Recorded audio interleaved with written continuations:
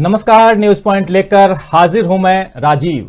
1947 के बंटवारे के बाद मोहम्मद अली जिन्ना भले पाकिस्तान के कायदे आजम बन गए, लेकिन हिंदुस्तान के सियासी गलियारों में जिन्ना की मौजूदगी को अब भी महसूस किया जा सकता है।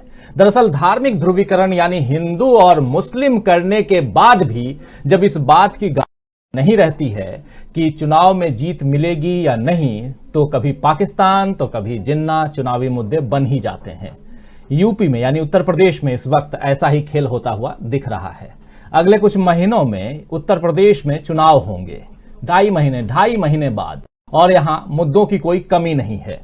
कौन कौन से मुद्दे हो सकते हैं वो भी गिना दूं आपको। कानून व्यवस्था एक मुद्दा हो सकता है, है, बेरोजगारी है, महंगाई है, शिक्षा है, स्वास्थ्य है, कुटीर उद्योग है, बिजली है, सड़क है, पानी है, किसान है, बुनकर हैं। ऐसे कई मुद्दे हैं जो चुनाव के मुद्दे बन सकते हैं उत्तर प्रदेश में। राजनीतिक दलों के घोषणा पत्र में भी इनका जिक्र होता आया है और इस बार भी होगा। मगर चुनाव से पहले मौके बेमौके बात होती है जिन्ना की। जी हां, हाल ही में अखिलेश यादव जिन्ना का जिक्र करके विवादों में पड़े थे और उसके बाद अपने बयान पर कायम रह करके उन्होंने ये जाहिर कर दिया था कि उन्हें जिन्ना को चुनावी मुद्दा बनाने से कोई परहेज नहीं है। अब अखिलेश यादव के नए साथी बने ओम प्रकाश राजभर ने जिन्ना को लेकर के बड़ा बयान दिया है। सुहेलदेव भारतीय समाज पार्टी यानी सुभासपा के अध्यक्ष हैं ओम प्रकाश राजभर, आप अच्छी तरह से जानते हैं। और ओम प्रकाश राजभर ने कहा है कि जिन्ना को अगर देश का पहला प्रधानमंत्री बना दिया गया होता तो देश का बंटवारा नहीं होता। ये सुनेंगे कि क्या कुछ उन्होंने कहा है, लेकिन उससे इस कार्यक्रम की शुरुआत से जब करेंगे, अपने साथियों के पास पहुंचेंगे, तब उनके बयान को सजीव यानी लाइव आपको सुनाऊंगा। लेकिन राजभर ने पूर्व प्रधानमंत्री अटल बिहारी वाजपेयी का जिक्र भी किया है और वरिष्ठ भाजपा नेता और पूर्व उप प्रधानमंत्री लालकृष्ण आडवाणी का भी जिक्र किया और कहा है कि उन्होंने भी जिन्ना की प्रशंसा की थी। और इसके बाद जो है खासकर यूपी के विधायक जो हैं और यूपी सरकार में मंत्री आनंद स्वरूप शुक्ल ने भी बयान दिया है कि मुसलमानों को खुश करने के लिए अखिलेश यादव इस्लाम भी कबूल कर सकते हैं। ये अखिलेश यादव की बात, लेकिन इधर राजभर कह रहे हैं कुछ और। तो सुनते जाइए, समझते जाइए कि क्या कुछ चल रहा है जिन्ना के इर्द गिर्द। और इस पर पलटवार करते हुए कल ही समाजवादी पार्टी की तरफ से जवाब देते हुए पूर्व मंत्री नारद राय ने कहा है कि बीजेपी को पहले अपने गिरेबान में झांक कर देखना चाहिए। नारद राय ने पूछा है कि लालकृष्ण आडवाणी पाकिस्तान में जिन्ना की मजार पर चादर चढ़ाने क्यों गए थे। इधर वाराणसी में महात्मा गांधी काशी विद्यापीठ में आरएसएस के वरिष्ठ प्रचारक इंद्रेश कुमार ने उत्तर प्रदेश की राजनीति में जिन्ना की चर्चा करके कहा कि जिन लोगों को जिन्ना भारत की राजनीति में महापुरुष लगते हैं उन्हें पाकिस्तान चले जाना चाहिए। भारत और भारतीयों पर उनको बोझ बनकर नहीं जीना चाहिए। और इधर संभल पहुंचे मध्य प्रदेश के पूर्व मुख्यमंत्री दिग्विजय सिंह ने, वरिष्ठ कांग्रेसी नेता, उन्होंने भी अखिलेश यादव के जिन्ना वाले बयान पर कहा है कि जिन्ना और पटेल की तुलना करना यूपी के पूर्व सीएम अखिलेश यादव और समाजवादी पार्टी के नेता अखिलेश यादव को इतिहास की जानकारी न होने की वजह है। अगर वो इतिहास पढ़ते तो ये तुलना नहीं करते। जिन्ना 1947 के पहले के भारत के सेकुलर नहीं कम्युनल नेता थे। आज भारत बटा तो उसके जिम्मेदार जिन्ना हैं, यह कहना है दिग्विजय सिंह का। तो इस तरह जिन्ना का मुद्दा इस वक्त यूपी की सियासत में काफी जगह घेरते हुए दिखाई दे रहा है। और अब इस जगह को ओम प्रकाश राजभर भी अपना हिस्सा बनाने की जुगत में लग गए हैं, यानी कि जिन्ना की राजनीति वो भी करना चाहते हैं। चुनाव तक जिन्ना पर बयानबाजी चलती रहेगी ऐसा प्रतीत हो रहा है, लेकिन इससे पहले यूपी के मतदाताओं को कितना फर्क पड़ेगा इस पर भी चर्चा जरूरी है। तो आइए, जिन्ना जिस प्रकार जगह घेर रहे हैं, छेक रहे हैं और अपनी जगह कायम करने के लिए जिन्ना आज है नहीं, लेकिन उनका नाम है, उनका रुतबा, उनका काम, चाहे वो कायदे आजम पाकिस्तान के हों, आजादी से पहले भारत में भी आजादी की लड़ाई में वो हिस्सा थे। इस बात को इतिहास को कोई दुत्कार नहीं सकता, नकार नहीं सकता है, आप सब अच्छी तरह से जानते हैं। लेकिन जब जब जिन्ना का नाम आता है तब भारत में और खासकर सत्तारूढ़ भाजपा जो है वो परेशान भी दिखती है, नागवार भी दिखती है जो जिन्ना का नाम लेता है उस पर। तो आखिर क्यों ऐसा होता है और क्या इन तमाम मुद्दों को लेकर के उत्तर प्रदेश की जनता क्या सोचती है, यही समझने की कोशिश करेंगे आज की चर्चा में। और हमारे साथ 3 खास मेहमान जुड़े हुए हैं। आइए सबसे पहले परिचय करवाऊं। हमारे साथ जुड़े हुए हैं सीधे इंदौर से हमारे साथी वरिष्ठ पत्रकार प्रकाश हिंदुस्तानी जी। प्रकाश जी, आपका स्वागत करता हूं इस कार्यक्रम में। हमारे साथ जुड़े हुए हैं सीधे लखनऊ से वरिष्ठ पत्रकार राजेश श्रीवास्तव जी, हमारे साथी। राजेश जी, आपका स्वागत है इस कार्यक्रम में। और स्वागत है हमारे साथी और हमारे ऑनलाइन एडिटर अमरिंदर उपाध्याय जी का। और साथ में आप तमाम दोस्तों, साथियों, शुभचिंतकों, आप सबका भी स्वागत करता हूं, इस्तकबाल करता हूं। और जैसा आप जानते हैं कि इस 2 वे कार्यक्रम में आप भी हिस्सेदार हैं। आप अपनी बातों को और जिन्ना को लेकर के और खासकर उत्तर प्रदेश की राजनीति को लेकर के जो भी बातें हैं, आपके जो विचार हैं, वो भी आप रख सकते हैं। तो अलग अलग लोग अलग अलग बातें कर रहे हैं। आज राजभर साहब जो नए नवेले साथी बने हैं समाजवादी पार्टी के, अखिलेश यादव के, लाल और पीला का गठजोड़ कैसा काम आगे करेगा, ये समझने की कोशिश। लेकिन उससे पहले आज आखिर उन्होंने जिन्ना का नाम क्यों लिया, और जिन्ना का नाम बस नाम लेना भर नहीं। कह रहे हैं कि अगर जिन्ना को पहला प्रधानमंत्री बना दिया गया होता, देश का पहला प्रधानमंत्री बना दिया गया होता, तो देश का बंटवारा नहीं होता।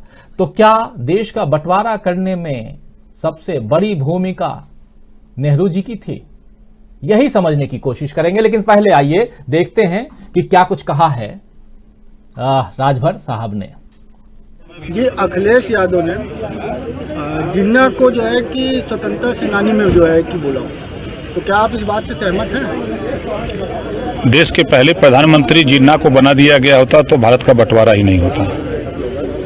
जी, अखिलेश यादव ने जिन्ना को जो है कि स्वतंत्रता सेनानी में जो है कि बोला, तो क्या आप इस बात से सहमत हैं? देश के पहले प्रधानमंत्री जिन्ना को बना दिया गया होता तो भारत का बंटवारा ही नहीं होता। जी, अखिलेश यादव ने जिन्ना को जो है कि स्वतंत्रता सेनानी में जो है कि बोला, तो क्या आप इस बात से सहमत हैं? देश के पहले प्रधानमंत्री जिन्ना को बना दिया गया होता तो भारत का बंटवारा ही नहीं होता। तो ये आप सुन रहे थे कि देश के प्रधानमंत्री को अगर प्रधानमंत्री जिन्ना को बना दिया गया रहता, अगर दिए गए होते जिन्ना, तो देश का बंटवारा नहीं होता। अपने आप में बहुत बड़ी बात। लेकिन इसके आगे भी उन्होंने कहा है कि आडवाणी जी और अटल बिहारी वाजपेयी ने भी जिन्ना की तारीफ की थी और वो भी जिन्ना की तारीफ करते रहे। लेकिन क्या भाजपा, आज की जो भाजपा है, वो जिन्ना की तारीफ करेगी? और ये समझना होगा। लेकिन उससे पहले आपको बता दूं कि 2005 में जब आडवाणी जी गए थे पाकिस्तान, तो जिन्ना के मजार पे गए थे और उन्होंने हिंदू मुस्लिम एकता की बात वहां कही थी। और जिन्ना को उन्होंने कहा था, न सिर्फ सेकुलर कहा था, बल्कि उन्होंने हिंदू मुस्लिम एकता का दूत भी कहा था। 2009 में लालकृष्ण आडवाणी के नाम पर चुनाव भाजपा लड़ी, बुरी तरह हार गई। यूपीए की सरकार रिपीट हुई। 2014 में फिर लालकृष्ण आडवाणी हाशिए से बाहर हो गए और नए दूत बनकर के उभरे उस समय।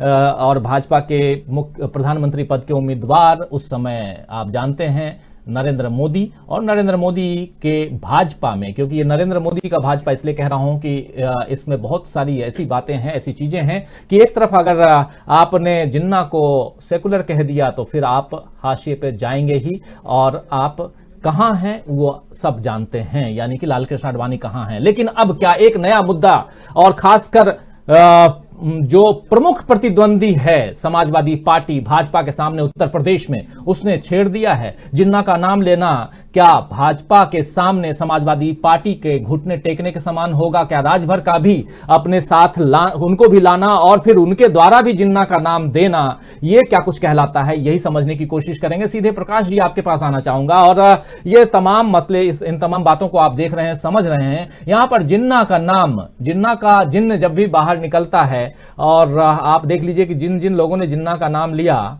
वो खासकर बीजेपी से तो बाहर हो ही गए। लेकिन यहां आपको क्या लगता है कि अब विपक्षी दल समाजवादी पार्टी जो है और उनका घटक दल सुभासपा यानी ओम प्रकाश राजभर अब ले रहे हैं नाम, तो आखिर क्या इसके पीछे क्या लॉजिक हो सकती है कि एक जो है वो टिके हुए हैं और दूसरे हैं कि कह रहे हैं? लेकिन दोनों में एक फर्क और भी है। ये एक फर्क ये है कि अखिलेश यादव कह रहे हैं कि नेहरू, गांधी, जिन्ना, इनको समझना है ये एक ही जगह के, और इनकी आजादी, भारत की आजादी के इतिहास में इनका योगदान रहा है। एक ही जगह से पढ़े हुए हैं। अगर आपको समझ में नहीं आता हो तो किताबें पढ़ लें। लेकिन उनके नए नवेले साथी जो पहले ओम प्रकाश राजभर जी भाजपा में थे, वो कह रहे हैं कि जिन्ना को अगर पहला प्रधानमंत्री बना दिया गया रहता तो देश का बंटवारा नहीं होता। दो बातें अगर देखें, गौर फरमाएं तो दोनों अलग अलग बातें कर रहे हैं। क्या एक तरह से राजभर साहब जो हैं वो भाजपा की ही मदद करते हुए दिखाई दे रहे हैं यहां पर, या वो अखिलेश यादव की बात को और थोड़ी मजबूती के साथ आगे बढ़ाते हुए दिखाई दे रहे हैं? क्या कहेंगे? राजीव जी, जिन्ना साहब जो थे 1896 से 1913 तक कांग्रेस में थे। उसके बाद वो मुस्लिम लीग में गए और हिंदुस्तान में, पूरे देश में जिन्ना को जिस तरह पेश किया गया, एक खलनायक के तौर पर पेश किया गया। ऐसे में अगर जिन्ना की कोई वकालत करता है, जिन्ना का पक्ष लेता है, तो आम लोगों के मन में यह धारणा बनती है कि ये उस व्यक्ति के साथ हैं जो भारत के पक्ष में नहीं है। मोहम्मद अली जिन्ना भले ही पाकिस्तान के लिए कायदे आजम जिन्ना हो, लेकिन भारतीय राजनीति में वे फायदे आजम जिन्ना है। तो उनका फायदा लेना चाहती है अखिलेश यादव की पार्टी, और राजभर जी उनकी मदद कर रहे हैं, ऐसा प्रतीत होता है। इस देश में जो सेंटिमेंट्स है लोगों के, वो जिन्ना के प्रति सहानुभूतिपूर्ण नहीं है। ये बात सही है कि जिन्ना ने, पटेल ने, गांधी ने, इन सब लोगों ने अंग्रेजों के खिलाफ लंबी लड़ाइयां लड़ी थी। काकोरी कांड के चारों जो बहादुर थे, क्रांतिकारी थे, उनकी सजा कम करने के लिए जिन लोगों ने अर्जी दी थी, उसमें जिन्ना साहब थे, उसमें तिलक साहब थे और बहुत से भारतीय राष्ट्रवादी। हमारे लक्ष्य आजादी तक लगभग एक थे, लेकिन जब विभाजन की बात होती है, यह धारणा लोगों के मन में कि पाकिस्तान बनाए तो जिन्ना की प्रधानमंत्री बनने की भूख की वजह से, सत्ता की भूख की वजह से। और राजभर जी ने जो कहा कि अगर जिन्ना को भारत का प्रधानमंत्री बना दिया जाता, तो ये भी एक अतिवादी बात है।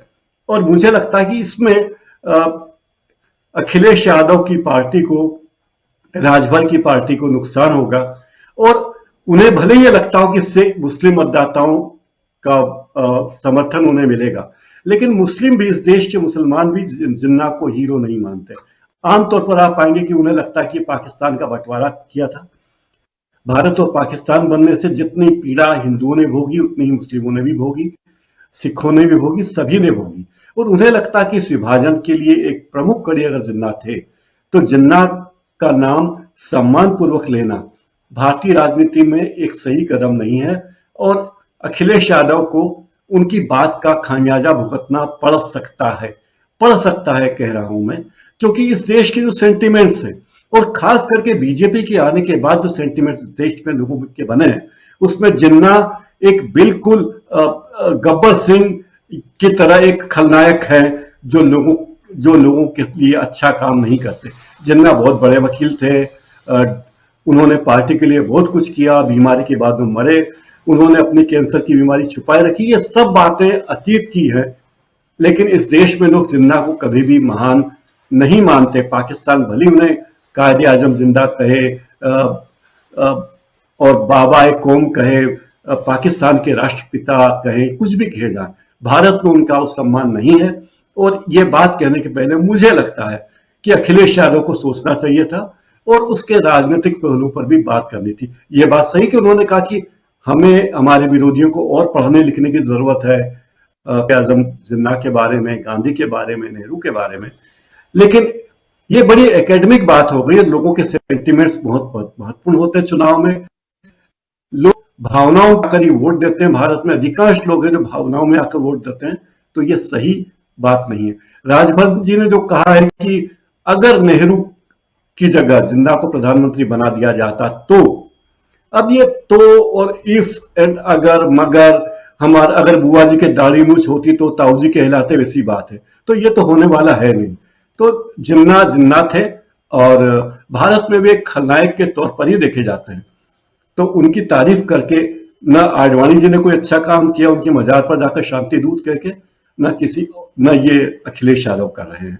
इसमें मुस्लिमों के वोट भी उन्हें नहीं मिलेंगे, क्योंकि विभाजन की पीड़ा मुस्लिमों ने भी बहुत बड़ी संख्या में, बड़ी मात्रा, बड़ी आबादी ने झेली है। तो ये राजनीतिक रूप से सही कदम नहीं है। राजीव जी।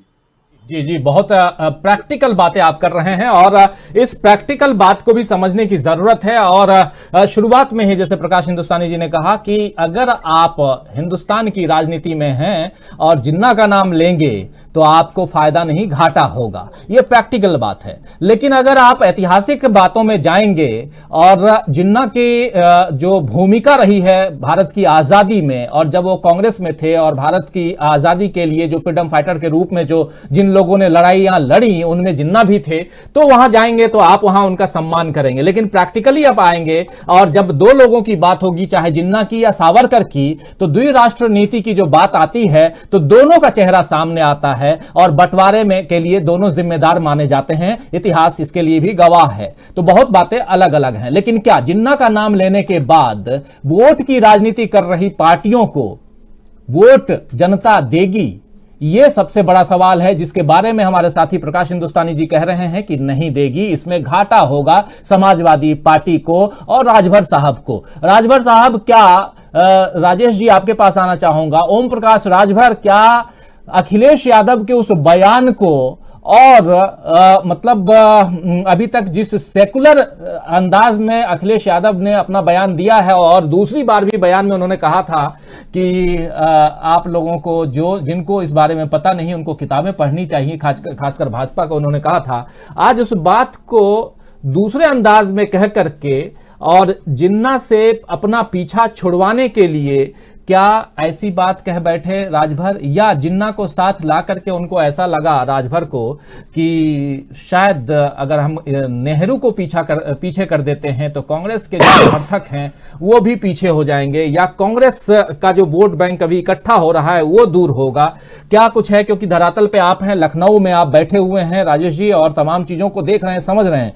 लेकिन आपके पास आने से पहले जो तमाम साथी जो अभी जुड़े हैं हमारे साथ, उनको एक बार फिर से सुना देना चाहता हूं कि ओम प्रकाश राजभर ने आखिर जिन्ना को लेकर के कहा क्या है। एक बार फिर से सुनाइए फटाफट, उसके बाद सीधे राजेश जी धरातल पर इस बात को लेकर के क्या चर्चा है ये आपसे सुनना समझना चाहता हूं। जी, अखिलेश यादव ने जिन्ना को जो है कि स्वतंत्रता सेनानी में जो है कि बोला, तो क्या आप इस बात से सहमत हैं? देश के पहले प्रधानमंत्री जिन्ना को बना दिया गया होता तो भारत का बंटवारा ही नहीं होता।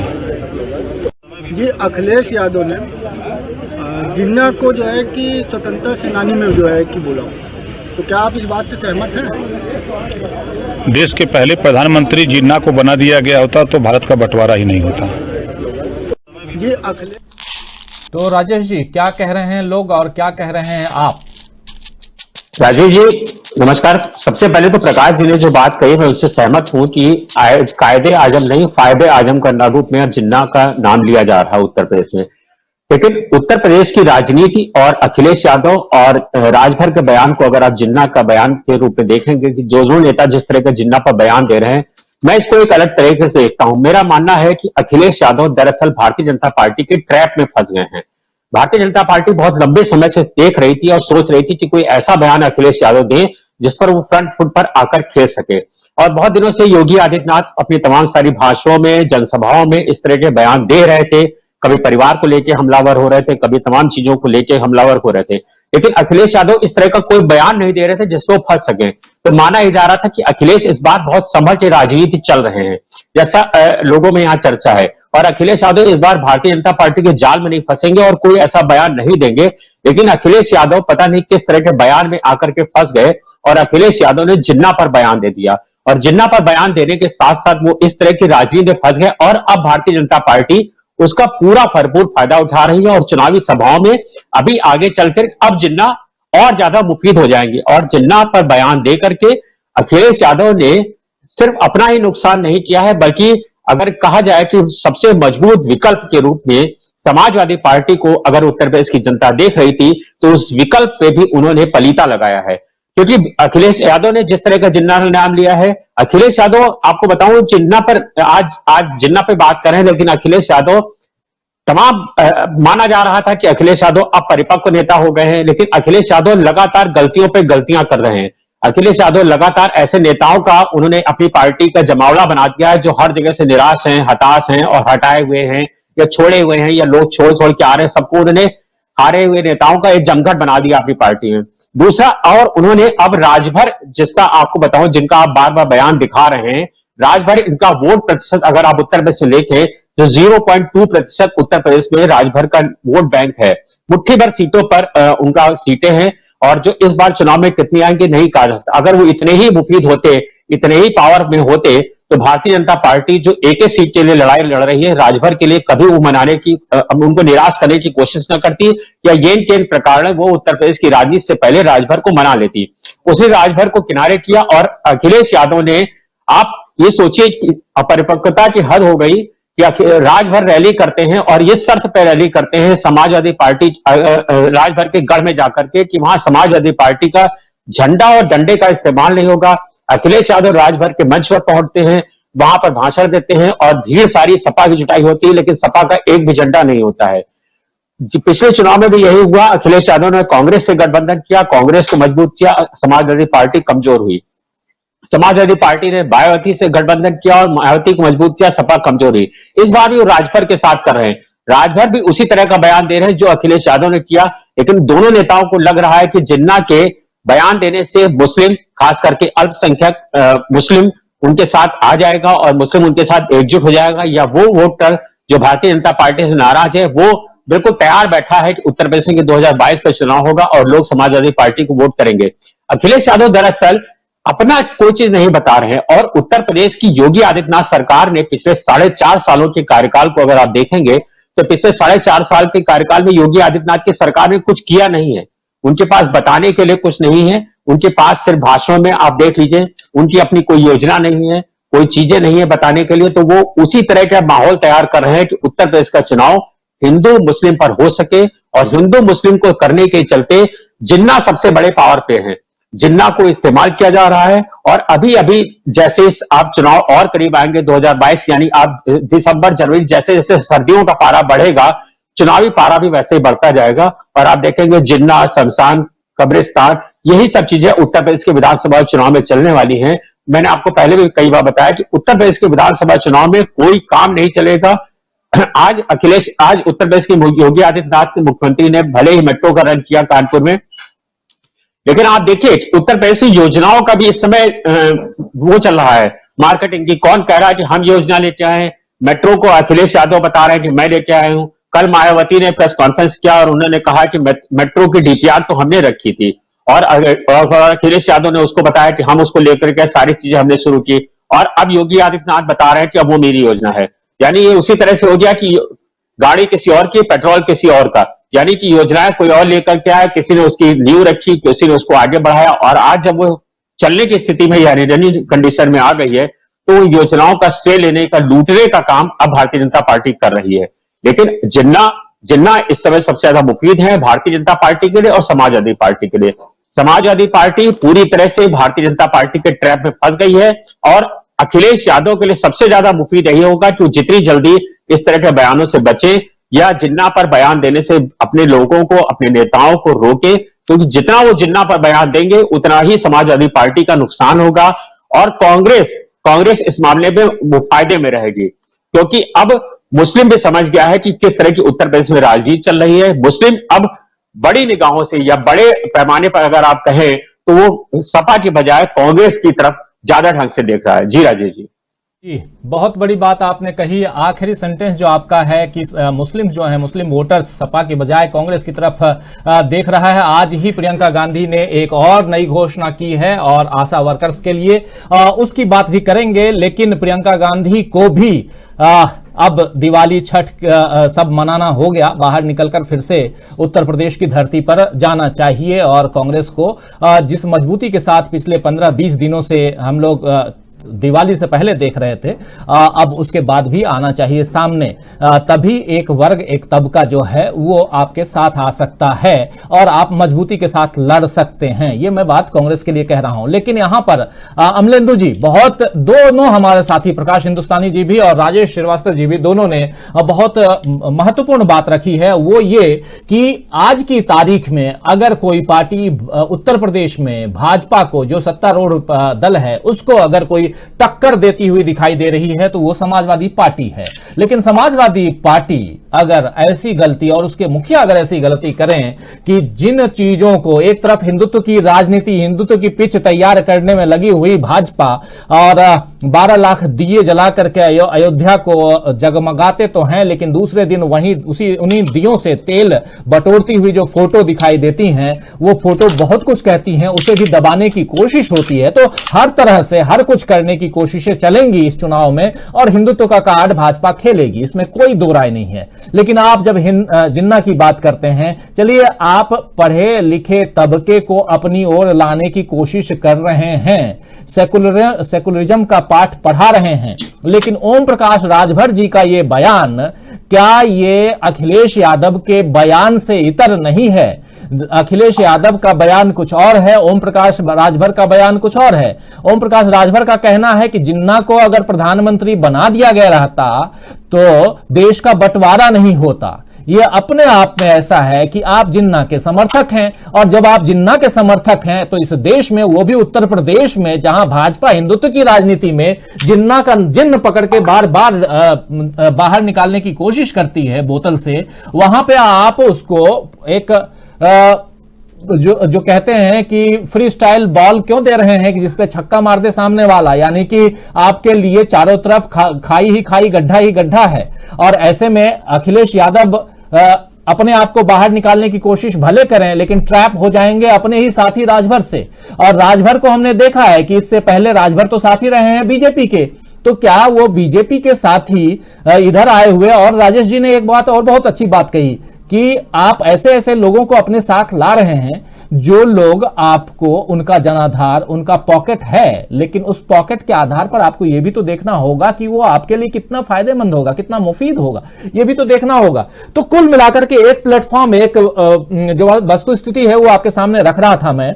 लेकिन सवाल यह है अमलेंदु जी कि इन तमाम मामलों में अखिलेश यादव आपको कहां दिखाई दे रहे हैं? और आज अखिलेश यादव ने एक और बयान दिया है और वो भी उनके लिए महत्वपूर्ण है। उन्होंने घेरने की कोशिश की है, जो मेट्रो की बात अभी कर रहे थे हमारे साथी राजेश श्रीवास्तव की, कानपुर मेट्रो का जो आज उद्घाटन हुआ है, तो उसमें उन्होंने ट्वीट करके कहा है कि अच्छा है कि आपने झंडे का रंग जो है वो नहीं बदला, क्योंकि आप सब कुछ बदल रहे हैं। एक बार ट्वीट देख लेते हैं, फिर इन तमाम बातों के साथ आपके पास आना चाहूंगा। एक बार ट्वीट दिखाइए और देखिए, अखिलेश यादव कह रहे हैं कि कानपुर मेट्रो स्थानीय निवासियों के लिए सपा की एक ऐसी सौगात है जो परिवहन का एक नया इतिहास लिखेगी। कानपुर को फिर से समृद्ध बनाने के लिए इसका योगदान क्रांतिकारी साबित होगा। शुक्र बस इतना है कि इसका झूठा श्रेय लेने वालों ने हरी झंडी का रंग नहीं बदला। हैशटैग सपा का काम जनता के नाम। ये जो आखिरी सेंटेंस है कि शुक्र बस इतना है कि इसका झूठा श्रेय लेने वालों ने हरी झंडी का रंग नहीं बदला। आप जानते हैं कि गाड़ी चलाना या चाहे बस रवाना करना या ट्रेन रवाना करना, वो हरी झंडी दिखाते हैं। तो यहां भी हरी झंडी दिखाई गई मुख्यमंत्री के द्वारा, लेकिन यहां एक कटाक्ष है कि शुक्र है कि हरी झंडी का रंग नहीं बदला। अपने आप में बहुत बड़ी बात है। क्या कहेंगे अमलेंदु जी?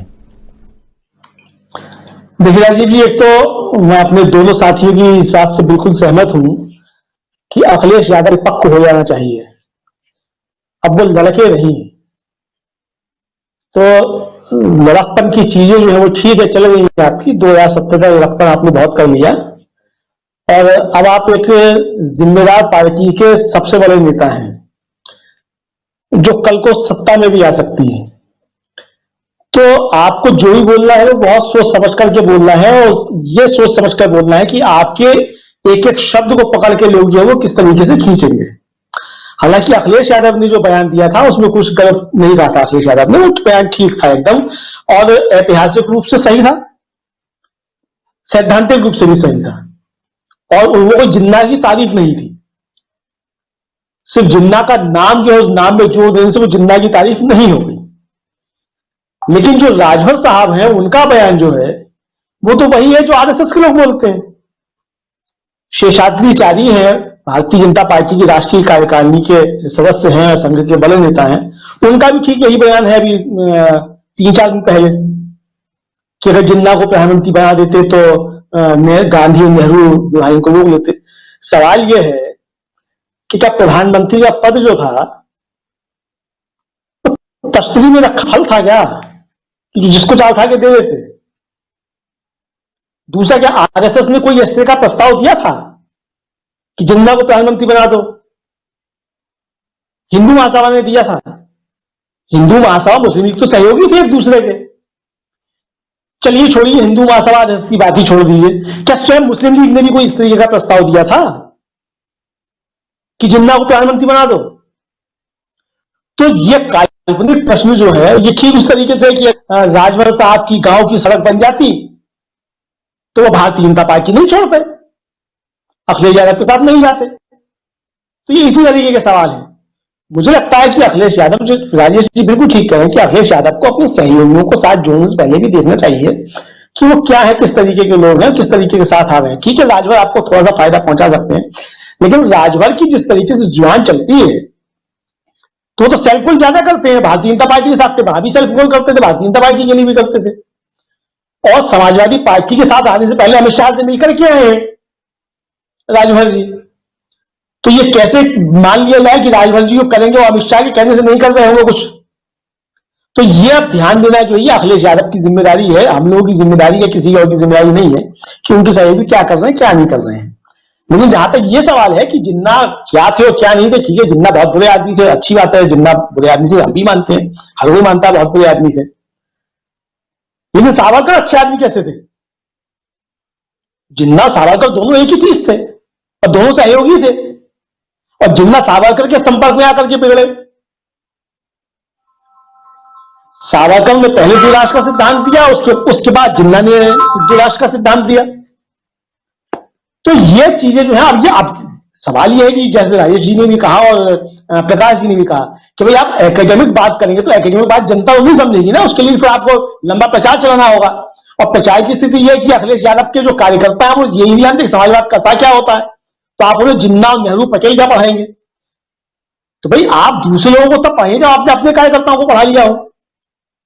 तो मुझे लगता है कि इतिहास की चीजों में जाकर के नहीं उलझना चाहिए, जो इस समय के मुद्दे हैं उन पर टिका रहना चाहिए और उन मुद्दों की जो है बात की जानी चाहिए। तो अब जो अखिलेश यादव कर रहे हैं, ठीक है भाई, बड़ी पार्टी है और ये राजेश जी ने कहा कि अब मुस्लिम मतदाता जो है वो कांग्रेस की तब बड़ी आशा बड़ी निगाहों से देख रहा है।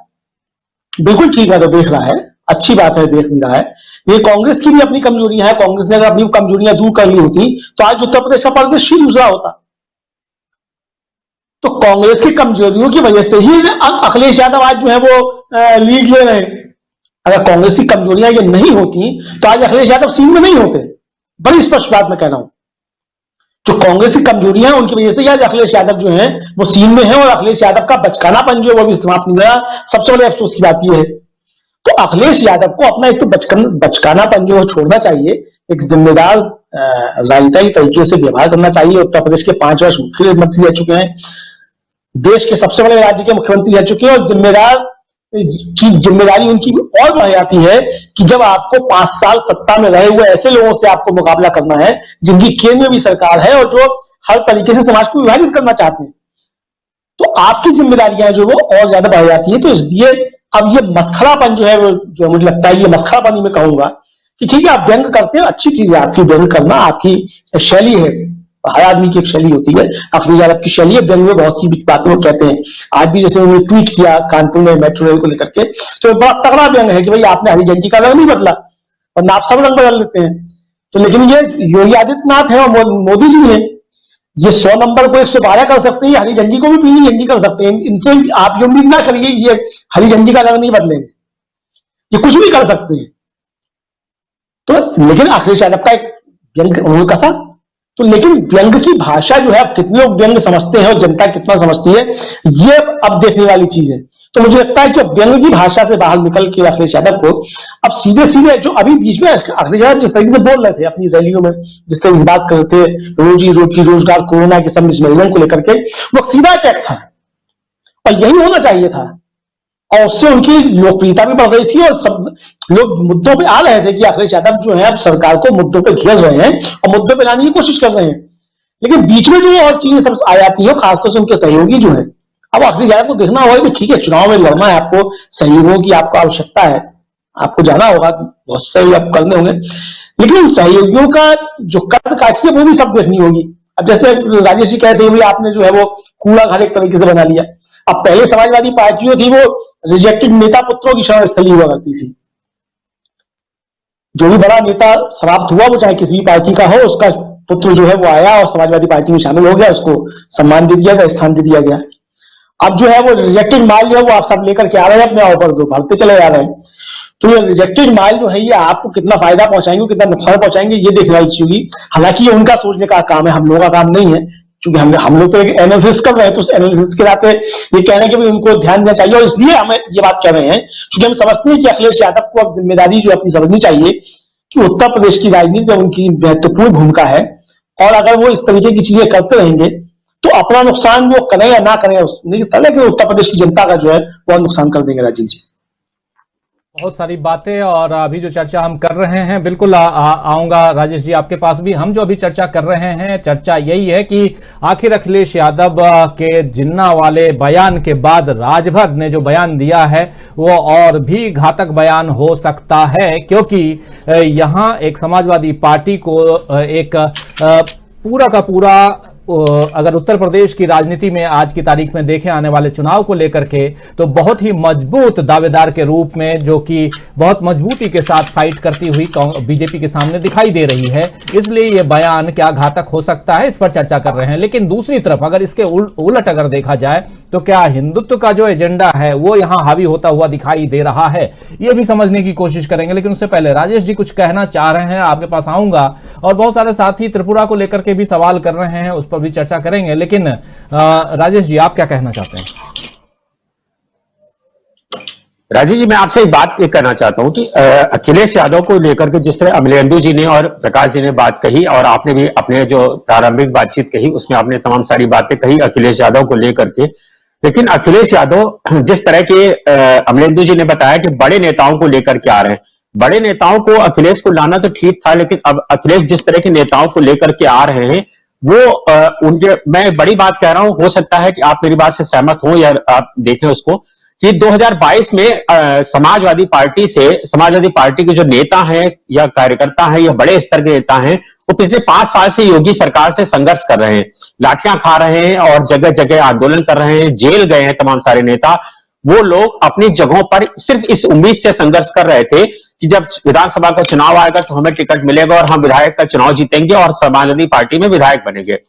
लेकिन जब उसी जगह से किसी दूसरी पार्टी का नेता जो अभी नया आया है, अभी 2 महीने पहले, 10 दिन पहले, 15 दिन पहले इस पार्टी में शामिल हो जा रहा, और आपने उसी एश्योरेंस पे उसको लिया है पार्टी में कि आप उसको टिकट देंगे, इस आधार पे आप उसको पार्टी में टिकट दे रहे हैं, और जो आप 5 साल से वहां संघर्ष कर रहा था, विपक्ष में होने के नाते, लाल टोपी पहनने के नाते लाठी खा रहा था, वो अब उस जगह पर आपकी पार्टी में जो शामिल हो रहा है उसको वहां से विरोध करेगा। जिसके नाते समाजवादी पार्टी, हम लोगों ने जो तमाम सारी चीजों पर देखा और सर्वे किया सीटों पर, उन सीटों पर ये निकल के आया कि समाजवादी पार्टी के लोग ही अपने जो अब टिकट चढ़ेगा वहां से हारेंगे। और एक बात और मैं आपको कहना चाहता हूं, अखिलेश यादव को एक बड़े नेता के रूप में देखा जा रहा है, लेकिन अखिलेश यादव के नेतृत्व में आज तक समाजवादी पार्टी कोई चुनाव नहीं जीती है। मैं बड़ी बात इसलिए कह रहा हूं कि आपको याद होगा 2017 का चुनाव जब था, तो 2017 के चुनाव में अखिलेश यादव कहीं सीन में नहीं थे। यानी अखिलेश, उत्तर प्रदेश की जनता को यह नहीं पता था कि अखिलेश यादव मुख्यमंत्री होंगे। प्रदेश अध्यक्ष जरूर थे, रथ लेकर चल रहे थे, तमाम सारी चीजें थी, लेकिन लोगों ने मुलायम सिंह को समझ करके वोट दिया था। उसके बाद जब अखिलेश यादव ने अपने नेतृत्व में चुनाव लड़ा तो 2017 का चुनाव हारे, 2019 का चुनाव हारे। एक बार उन्होंने कांग्रेस के साथ समझौता करके गलती की, फिर उन्होंने बुआ के साथ समझौता करके गलती की, और तब मुलायम सिंह ने यह बात कही थी कि अखिलेश यादव की टीम में वो लोग हैं जो 500 वोट की भी हैसियत नहीं रखते।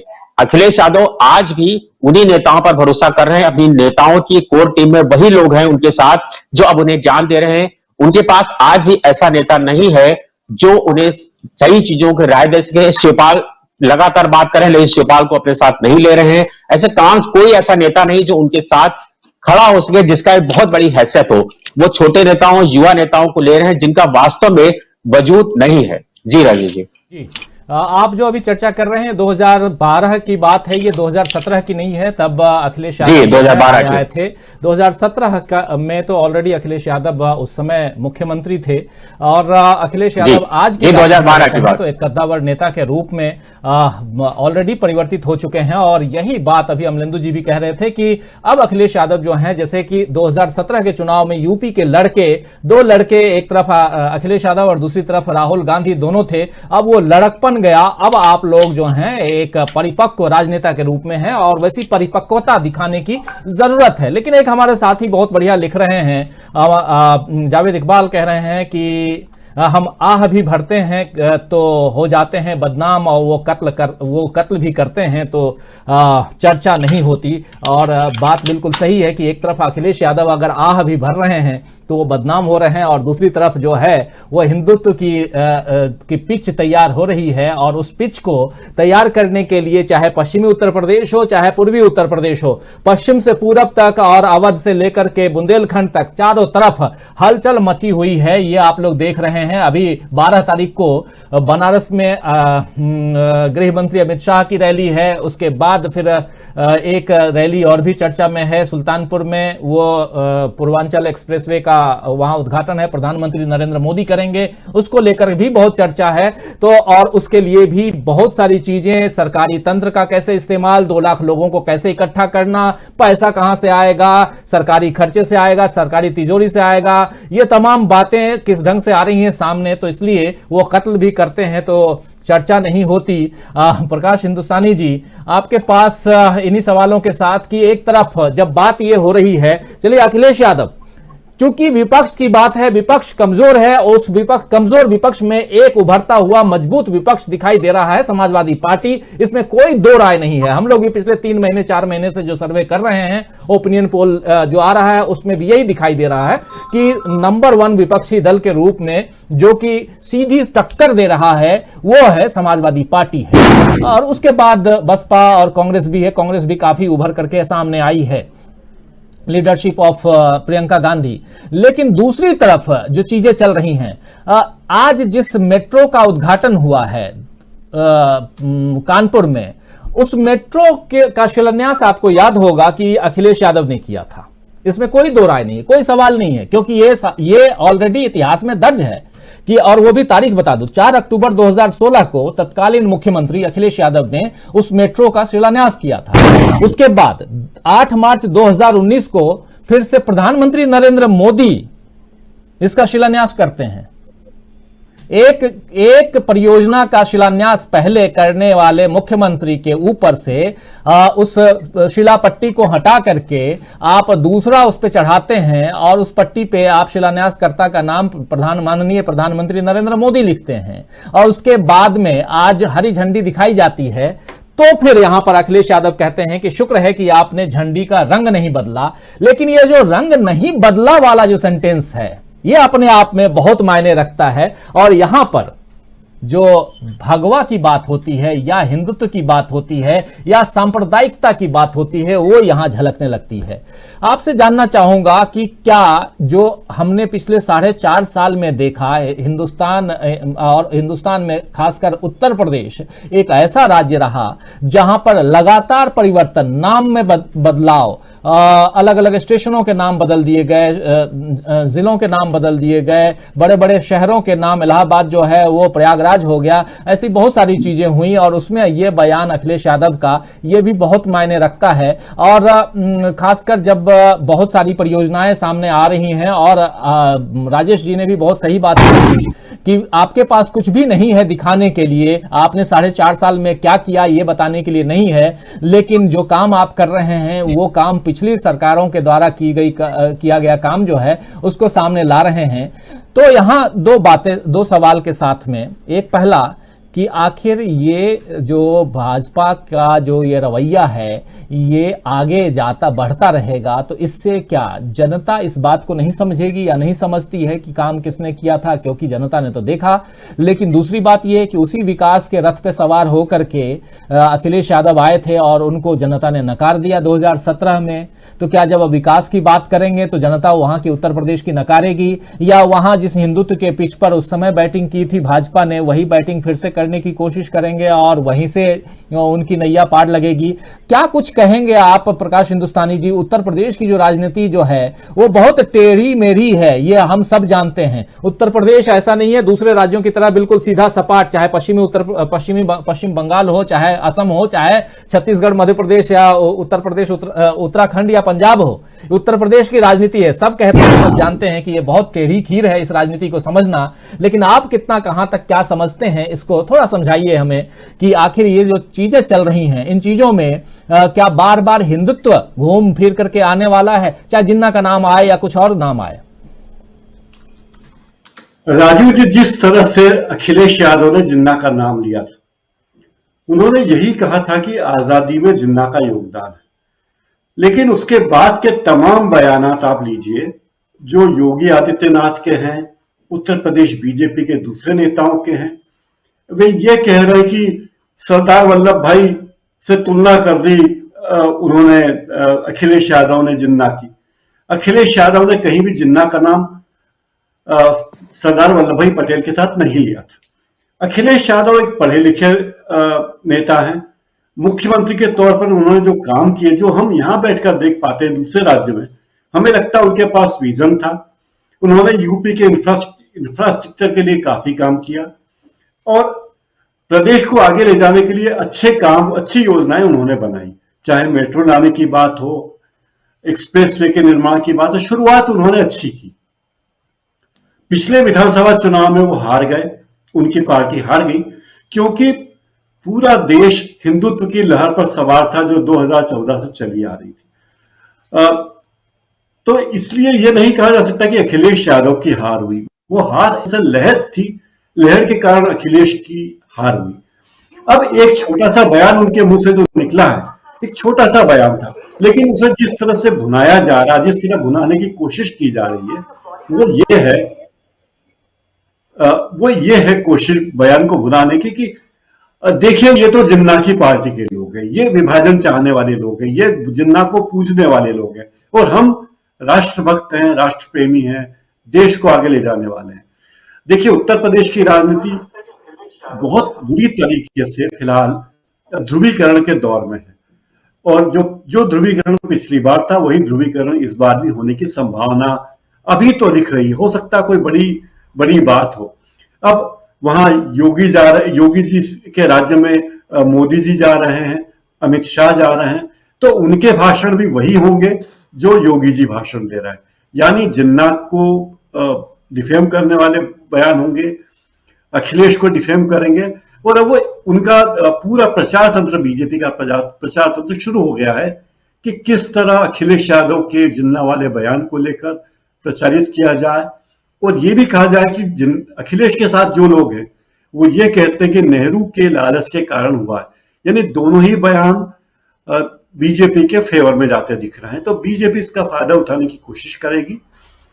और अखिलेश यादव अब अपने बयान से पीछे नहीं हट सकते, वो कितनी भी सफाई दें, बेहतर है कि वो इस बारे में कोई बात न करें और पुराने मुद्दों पर ही आए जो अब तक वो कहते आए थे।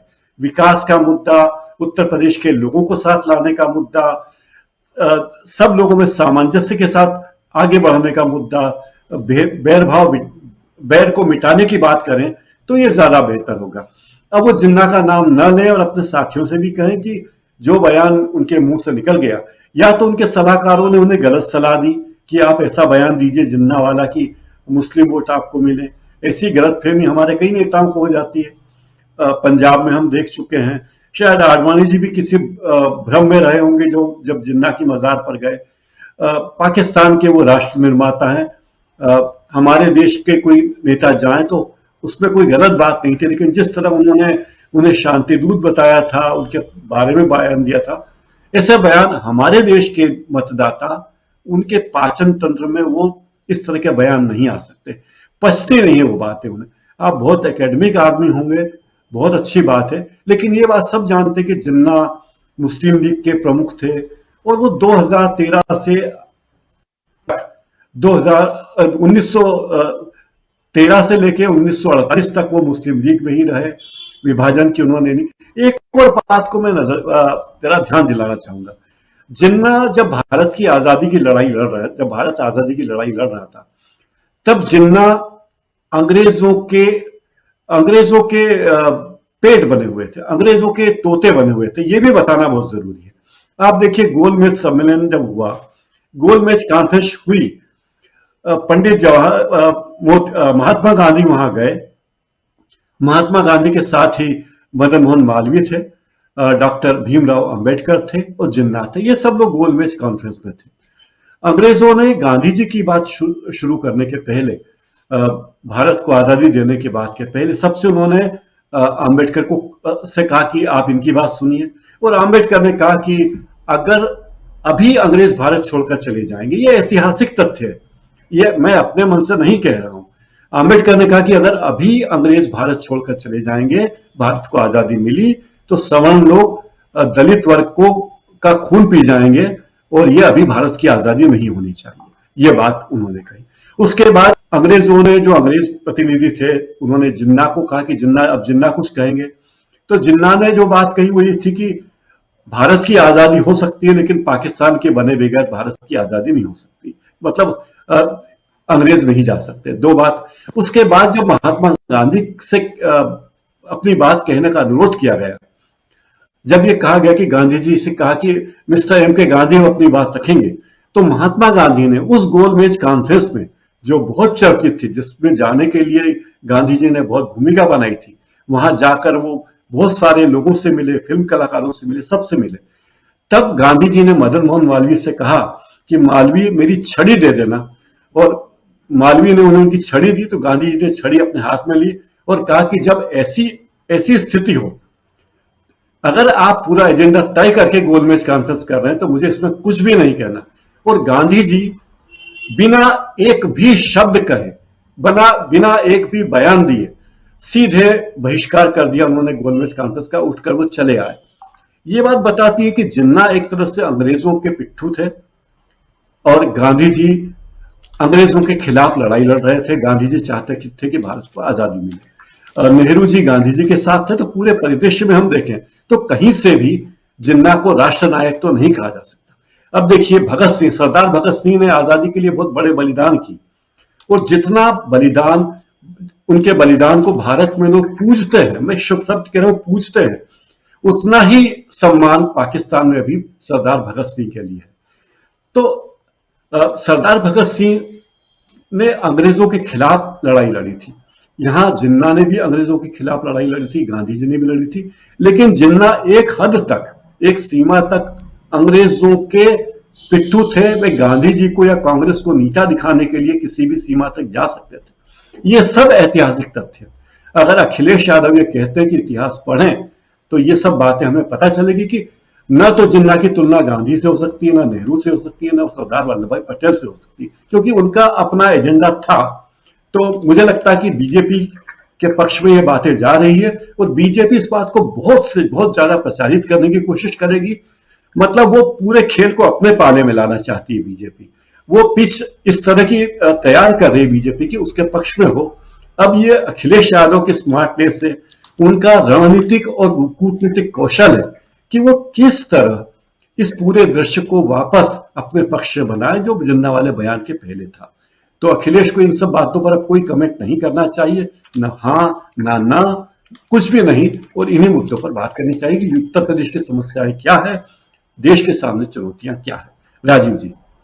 बिल्कुल, बहुत सारी बातें आपने कही हैं, ऐतिहासिक तथ्यों को आपने सामने रखा है, और लबो-लुआब सीधा सिंपल यहां यही है कि आपको उत्तर प्रदेश की राजनीति में इन तमाम बातों से, खासकर जिन्ना के नाम से बचिए, क्योंकि जिन्ना का नाम अगर आप लेंगे तो कहीं ना कहीं फिर वो जो धार्मिक ध्रुवीकरण की जो राजनीति उत्तर प्रदेश में करने की कोशिश हो रही है, उसमें आप ट्रैप हो जाएंगे। और आप अगर ट्रैप हो गए तो फिर आज जो लीड जिस ढंग से आप ले रहे हैं उसमें आप पिछड़ जाएंगे, इसमें कोई दो राय नहीं है। वही चर्चा हम यहां कर रहे हैं। हमारे तीनों विश्लेषक जो हमारे साथ हैं, वरिष्ठ पत्रकारों की जो टोली हमारे साथ है, ये भी यही बात यहां कह रही है। बहुत सारे साथी लगातार जो कमेंट बॉक्स में मैं देख रहा हूं कमेंट कर रहे हैं, वो भी यही बात कर रहे हैं। बहुत सारे मुद्दे हैं उत्तर प्रदेश में। आज ही सुबह सुबह खबर आई कि कासगंज में सदर जो वहां का जो वो है थाना है, उसमें हिरासत में एक और मौत हो गई।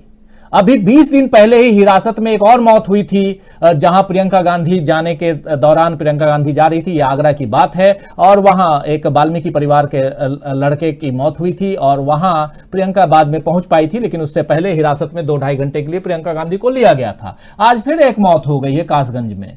आपके पास इतने मुद्दे हैं कि इन तमाम मुद्दों की, क्योंकि उत्तर प्रदेश की सरकार, और पिछले अभी कल के प्रोग्राम, परसों के प्रोग्राम में भी हम देख रहे थे, वहां भी हम उस दिन भी यही चर्चा कर रहे थे कि आप कह रहे हैं कि हमने माफिया राज को खत्म कर दिया, आप कह रहे हैं कि यहां हमने सुरक्षा व्यवस्था दुरुस्त कर दी है, लड़कियां रात को भी गहने लाद करके स्कूटी पे अकेले 16 साल की लड़की जा सकती है, ये बात गृह मंत्री कह रहे हैं। तमाम बातें आप यहां कह रहे हैं कि यहां जो गुंडा है वो दूरबीन लगा करके भी नहीं दिखाई दे सकता, इतना बिल्कुल चाक चौबंद सुरक्षा व्यवस्था है, लेकिन आपके थाने में मौत क्यों हो रही है, यह भी तो समझने की बात है। और क्या ये मुद्दे नहीं है? पेट्रोल डीजल की कीमत क्या मुद्दा नहीं है? आज भी पेट्रोल डीजल, क्या अगर पेट्रोल डीजल की कीमत 10 रुपए और पेट्रोल की कीमत 5 रुपए कम कर देने की, उसमें भी एक्साइज ड्यूटी कम कर देने मात्र से क्या यहां इस देश की महंगाई कम हो गई?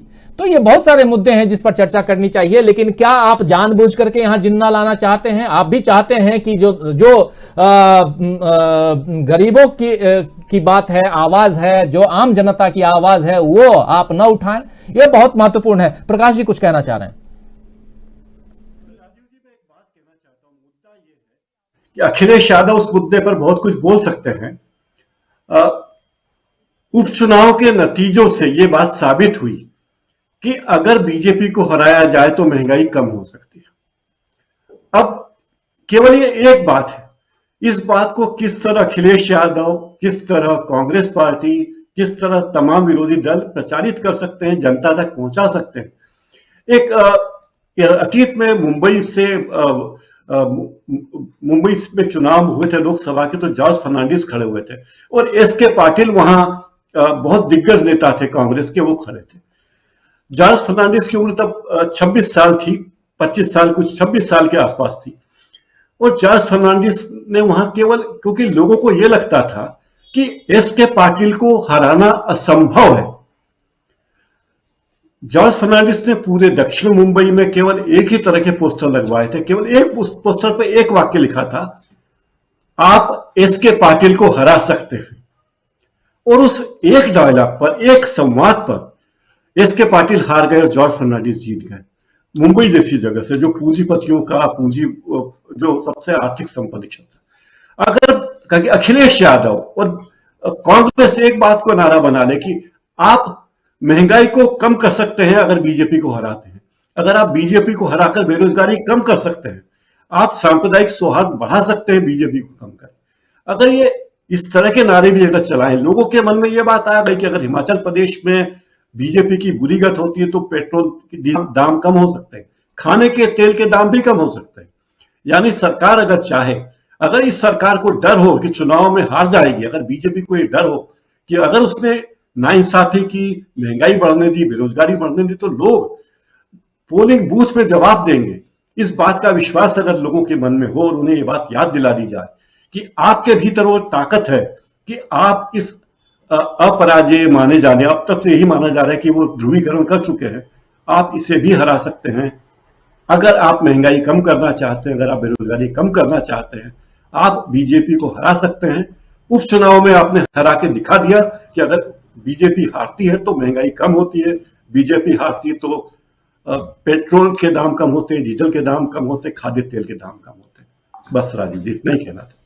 बिल्कुल। आखिरी हमारे दोनों साथियों से एक बयान और कमेंट जरूर लेना चाहूंगा।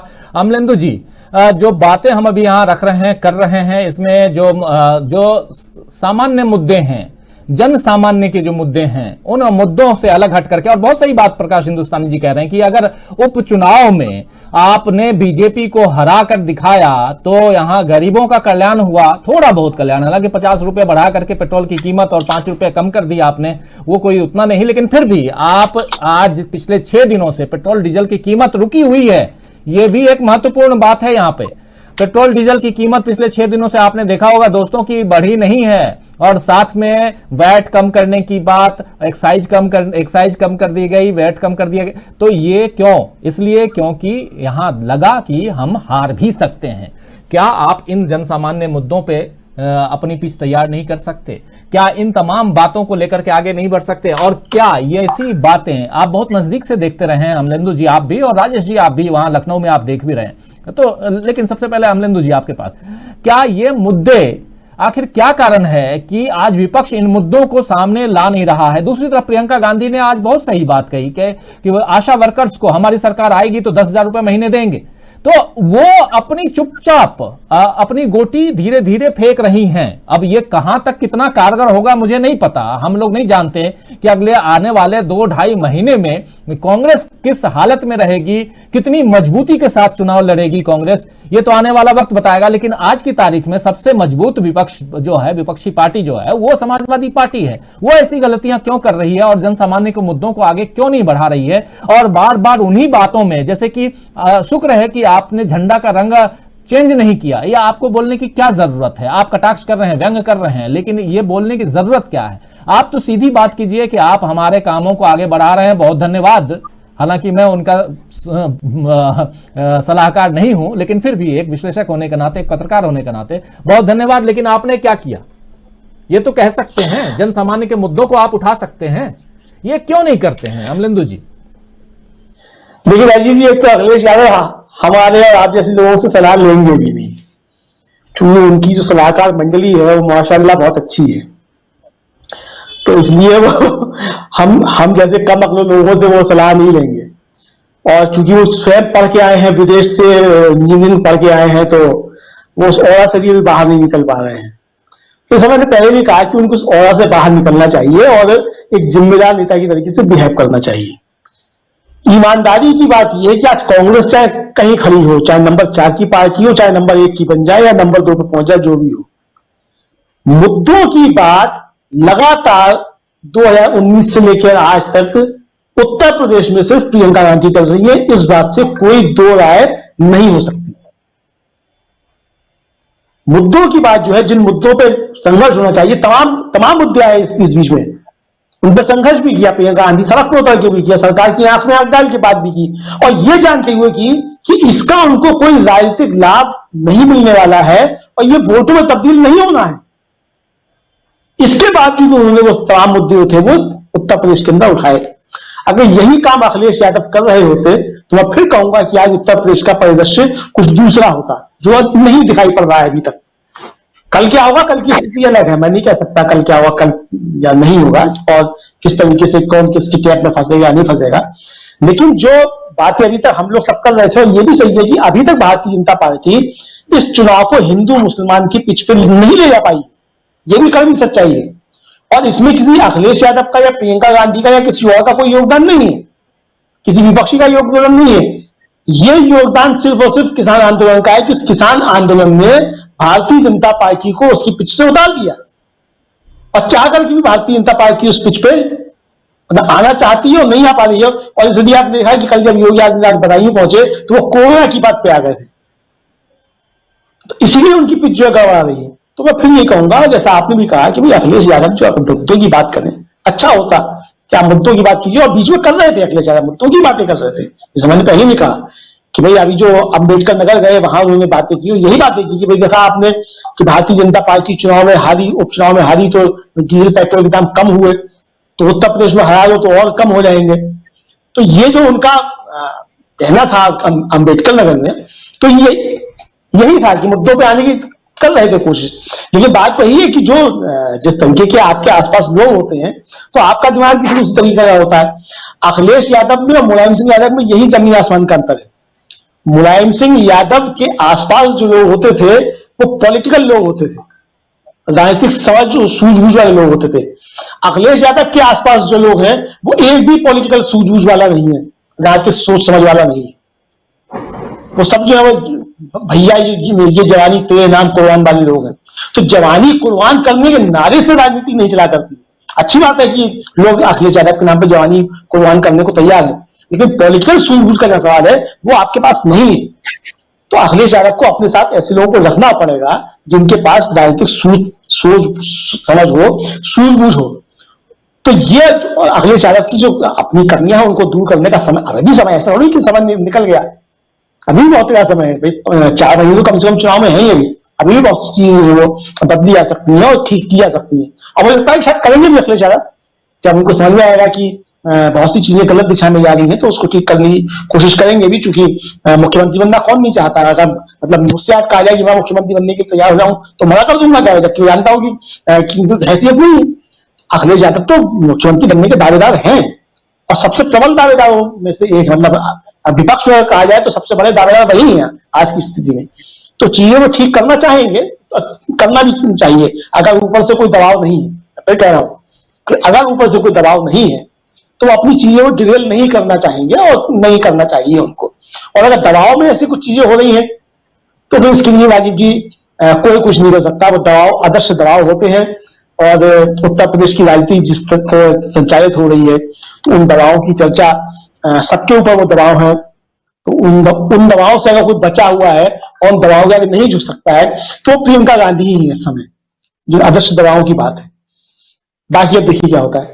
बिल्कुल बिल्कुल, प्रियंका गांधी का आप नाम ले रहे हैं, जरा राजेश श्रीवास्तव जी से पूछ लेता हूं कि धरातल पर प्रियंका गांधी को लेकर, कांग्रेस को लेकर के, खासकर लखनऊ में आप हैं, क्या बातें होती हैं, क्या कह रहे हैं लोग? क्योंकि कांग्रेस पार्टी चौथे नंबर की पार्टी मानी जाती रही है और अगर 2017 का आप रिजल्ट देखें तो चौथे नंबर की पार्टी क्या अब आगे बढ़ती हुई दिखाई दे रही है? लोग क्या कह रहे हैं? पिछले दिनों प्रियंका का बिल्कुल एक्टिव जो फॉर्म दिखाई दिया है, उस फॉर्म के बाद क्या कह रहे हैं लोग? राजेश जी।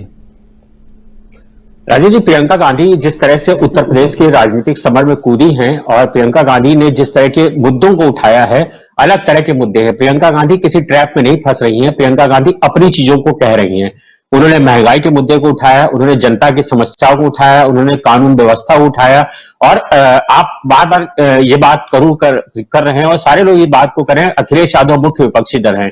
लेकिन आप देखिए कि जितनी बड़ी घटनाएं उत्तर प्रदेश में पिछले दिनों हुई, आप इसे 1 साल का इतिहास देख लीजिए, तो उन घटनाओं में अखिलेश यादव नहीं पहुंचे या पहुंचे तो 2-3 दिन बाद पहुंचे। सबसे पहले प्रियंका गांधी पहुंची, चाहे वो आगरा की घटना हो, चाहे वो लखीमपुर की घटना हो, चाहे वो कासगंज हो, कहीं भी घटना होती हो। तब इसमें लखनऊ में भी जब घटना हुई तब भी प्रियंका गांधी सबसे पहले पहुंची।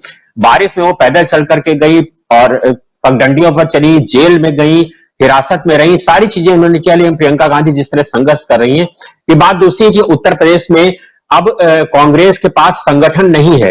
कांग्रेस बहुत आगे बढ़ने की कोशिश करे, लेकिन प्रियंका गांधी जिस तरह के बढ़ा रही है, निश्चित रूप से ये मैं 100% कह सकता हूं कि कांग्रेस उत्तर प्रदेश के आगामी विधानसभा चुनाव में अपनी पिछली परफॉर्मेंस से कहीं ज्यादा आगे बढ़ेगी। हो सकता है 15-20% उसको बढ़ापा ही मिले, यानी आगे बढ़ करके बढ़े। और जहां तक आप प्रियंका गांधी की बात है, प्रियंका गांधी, ये बात दूसरी है कि प्रियंका गांधी जिस तरह की घोषणाएं कर रही हैं, जिस तरह का ऐलान कर रही हैं, उस ऐलान के प्रति बहुत ज्यादा उत्तर प्रदेश की जनता विश्वास नहीं कर पा रही, क्योंकि जिस तरह का वो ऐलान कर रही है कि सारे लोगों को स्कूटी दे देंगी, जो ग्रेजुएट पास है स्मार्टफोन दे देंगी, इस तरह की चीजों पर जनता बहुत भरोसा नहीं करे। लेकिन एक जो भारतीय जनता पार्टी से निराश वर्ग था, जो समाजवादी पार्टी की ओर देख रहा था, उसको लग रहा था कि समाजवादी पार्टी के पास अलावा और कोई उसका विकल्प नहीं है, वो वर्ग अब कांग्रेस की ओर देख रहा है और निश्चित रूप से कांग्रेस को उसका फायदा मिलेगा। दूसरी बात, अखिलेश यादव को मैं उस बात को पुराना आ रहा हूं जो अभी जैसे हम पीछे जिक्र कर रहे थे कि आपने कहा जिन्ना का जिक्र, अखिलेश यादव मजबूरी में जिन्ना का जिक्र नहीं कर रहे हैं। अखिलेश यादव पर लगातार इस तरह का, जब आप बार बार भारतीय जनता पार्टी मुख्यमंत्री लगातार इस तरह के बयान कर रहे हैं, तो अखिलेश यादव ने बयान दिया। अखिलेश यादव दबाव में आकर के राजनीति में फंस गए हैं और वो उस ट्रैप में फंस गए हैं जिसमें अब वो निकल नहीं पाएंगे, क्योंकि बॉल उन्होंने फेंक दी है। अब इस बॉल का पूरी पिच में भारतीय जनता पार्टी किस तरह इस्तेमाल करेगी, आज ही भारतीय जनता पार्टी के प्रदेश अध्यक्ष स्वतंत्र देव सिंह ने इस पर करारा हमला बोला है। इसलिए अब अखिलेश यादव को सिर्फ यही कहना है कि सिर्फ जिन्ना ही नहीं, वो किसी भी धार्मिक मुद्दे पर ना बोले। कल मुख्यमंत्री कराना गए तो उन्होंने अपने बगल में बच्ची को बैठाया और कहा कि बेटा तुम डरना नहीं, तुम्हारे बगल में बाबा बैठे हैं। इस तरह के जो बयान आ रहे हैं मुख्यमंत्री के, इसके बाद अखिलेश यादव उनका जवाब देते हैं, जिसके बाद अखिलेश यादव फंस जाते हैं। तो अखिलेश यादव अपनी राजनीति में जब भी धर्म की बात करेंगे, जब भी झंडे की बात करेंगे कि आपने जो हरे झंडे का रंग नहीं बदला, ये सब बयान उनके उल्टे जाने वाले हैं। इसलिए अखिलेश यादव को सिर्फ सोच समझ के बयान देना पड़ेगा। दूसरी बात, आप एक और बात कही, उसका संक्षेप में जवाब देना चाहूंगा कि जनता के मुद्दे, देखिए जनता के मुद्दे को विपक्ष नहीं उठा रहा है। और आज की डेट में उत्तर प्रदेश में जो जनता के सामने समस्या है, महंगाई की, कानून व्यवस्था की, रोजमर्रा के स्कूलों की फीस कानून में कोरोना काल में कहा गया था स्कूलों की फीस कम की जाएगी, लेकिन आज भी स्कूल, प्राइवेट स्कूल निजी दोहन कर रहे हैं, लगातार 2-2 महीने की फीस ले रहे हैं। इसको वही स्थिति है और जगहों पर भी है, महंगाई चरम पर है, लेकिन इस मुद्दे को विपक्ष कोई नहीं उठा रहा है। अखिलेश यादव को चाहिए था कि इन मुद्दों पर वो सड़क पर निकलते, संघर्ष करते, भले लाठियां खाते, जेल जाते, कुछ भी करते, लेकिन अखिलेश यादव सिर्फ ट्वीट कर करके एसी कमरे में बैठ करके ट्वीट कर रहे हैं, जिसके चलते उत्तर प्रदेश की जो जनता समाजवादी पार्टी की ओर देख रही है कि उसको मालूम होना चाहिए कि हाँ, समाज कोई पार्टी उसके लिए संघर्ष कर रही है, कोई पार्टी सड़क पर नहीं निकल रही है। गैस सिलेंडर लेकर के सड़क पर निकले, लाल टोपी पहन के अखिलेश यादव उनके कार्यकर्ता, तो जनता उनसे सीधे जुड़ेगी, लेकिन कोई भी जनता के मुद्दे को नहीं उठा रहा है। ट्वीट करके, प्रेस में बयान देकर के, और अब अखबार पर या मीडिया पर भरोसा करके जनता उत्तर प्रदेश की समझदार हो गई है। वो उत्तर प्रदेश की मीडिया पर भरोसा करके वोट नहीं देने वाली है। सोशल मीडिया बहुत एक्टिव है और सोशल मीडिया की टीम में भारतीय जनता पार्टी बहुत आगे है, बहुत आगे, उनसे पार पाना आसान नहीं है। इसलिए अखिलेश यादव को चाहिए बहुत नपे तुले और जनता के मुद्दों पर ही बात करें। इसके इतर जब भी हो जाएंगे, चाहे वो झंडे का रंग बदले, चाहे वो, क्योंकि उत्तर प्रदेश में आपको फिर एक बार बता दूं कि उत्तर प्रदेश से काम पर वोट नहीं पड़ने वाले। उत्तर प्रदेश में चाहे जितनी योजनाएं गिना ली जाए, चाहे जितनी नौकरियां दे दी जाए, 4.5 साल में मुख्यमंत्री ने कितनी योजनाएं दी, 4.5 लाख नौकरियों का दावा कर रहे हैं। ये नौकरी वही है जो उन्होंने एजेंसी के माध्यम से लोगों को फिक्स करके रखा है, यानी कि कॉन्ट्रैक्ट पे रखा है। वो किसी को नौकरी, उन्होंने आज तक एक भी नौकरी पे वो भर्ती नहीं कर पाए हैं। अखिलेश यादव इन सब मुद्दों को नहीं उठा रहे हैं। उनको जिन मुद्दों को उठाना चाहिए वो उन मुद्दों को नहीं उठा रहे हैं। और कांग्रेस की प्रियंका गांधी फिलहाल उत्तर प्रदेश में लीड लेती हुई दिख रही हैं।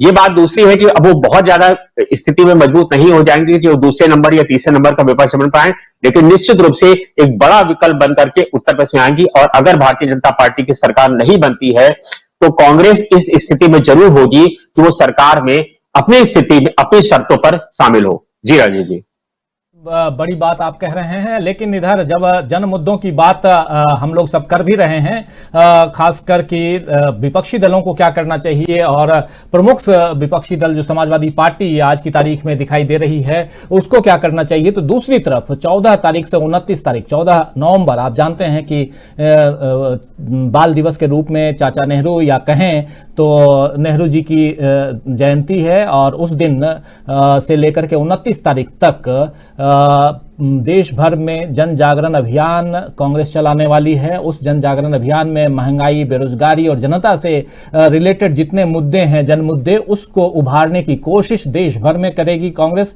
और साथ साथ पदयात्राएं और अलग अलग सभाएं, जनसभाएं करने का विचार, मतलब इन लोगों ने इसकी घोषणा कर दी, विचार नहीं इसकी घोषणा कर दी है आज ही प्रेस कॉन्फ्रेंस करके कांग्रेस पार्टी ने। तो ये एक अहम मुद्दा हो सकता है और जो आने वाले जो चुनाव है, आगामी 5 राज्यों के चुनाव, उसमें कांग्रेस को फायदा पहुंचा सकते हैं ऐसे मुद्दे और ये पदयात्राएं और ये जनसभाएं। लेकिन कांग्रेस अपने पिच पे अगर जिस प्रकार धीरे धीरे चले और खेले तो कांग्रेस के लिए फायदेमंद होगा। हमारे साथी उदय सिंह जी लिख रहे हैं कि उत्तर प्रदेश चुनाव में प्रियंका गांधी धीरे धीरे एजेंडा सेट कर रही हैं जो अभी अखिलेश यादव और योगी जी को महसूस नहीं हो रहा है। योगी जी को अपनी नीतियों के कारण संभवतः अपनी पार्टी के भीतर घात से भी जूझना पड़ेगा, ये कहना। और असलम चिश्ती लिख रहे हैं कि प्रियंका गांधी ने उत्तर प्रदेश के चुनाव को जाति धर्म से हटकर गरीब, मजदूर, किसान, दलित, महिलाओं से हमदर्दी और महंगाई का मुद्दा बना दिया है। बिल्कुल सही बात है। दोनों साथी और बहुत सारे साथी भी अपनी बातें रख रहे हैं, लिख रहे हैं। मोहम्मद अशरफ लिख रहे हैं जैसे कि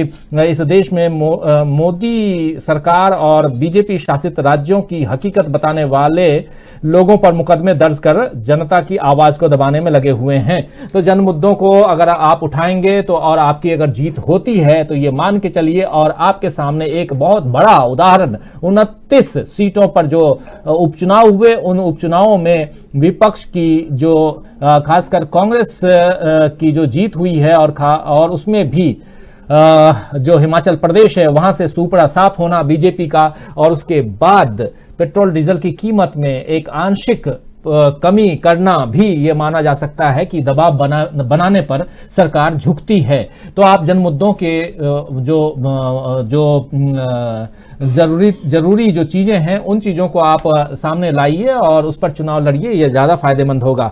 समय बहुत ज्यादा आप लोगों का ले चुका हूं, लेकिन आप तीनों हमारे साथ जुड़े। प्रकाश हिंदुस्तानी जी आपको बहुत धन्यवाद देता हूं, बहुत धन्यवाद देता हूं राजेश श्रीवास्तव जी आपको, और बहुत धन्यवाद अमलिंदु जी आपको कि आप तीनों बने रहे, जुड़े रहे, अपनी बातों को रखे। बहुत सारी बातें ऐसी होती हैं जो कि लगता है कि अभी इस पर भी चर्चा होनी चाहिए, लेकिन आने वाले समय में बहुत सारी बातें रहेंगी, उस पर चर्चा करेंगे। त्रिपुरा भी एक बहुत बड़ा मुद्दा है जिस पर चर्चा जरूरी है, बहुत सारे साथी कह भी रहे हैं, तो उस पर भी हम चर्चा करेंगे आने वाले समय में। लेकिन आज इस कार्यक्रम को यहीं समाप्त करना होगा। आज ऐसे भी छठ है, छठ का त्यौहार भी बहुत लोगों के बीच अलग अलग बिहार, पूर्वांचल और देश के अलग अलग कोने में छठ महापर्व भी जो है वो मनाया जाता है। छठ त्यौहार अपने आप में एक बड़ा त्यौहार माना जाता है वो। और साथ में उधर क्रिकेट में देखें, भारत नहीं है लेकिन वहां भी सेमीफाइनल मैच का लुत्फ उठा रहे हैं कई लोग। तो अलग अलग जगहों पे अलग अलग ढंग से आनंद ले रहे हैं, आप भी आनंद लीजिए और हमारे प्रोग्राम से आप जरूर जुड़िए। बहुत सारे हरिओम लिख रहे हैं कि बड़ी सुंदर जानकारी डीवी लाइव के पैनलिस्ट से दे रहे हैं। राजीव जी बहुत धन्यवाद। हरिओम जी रॉयल इंजीनियरिंग लिख रहे हैं कि राजीव सर गुड इवनिंग, आपको भी गुड इवनिंग।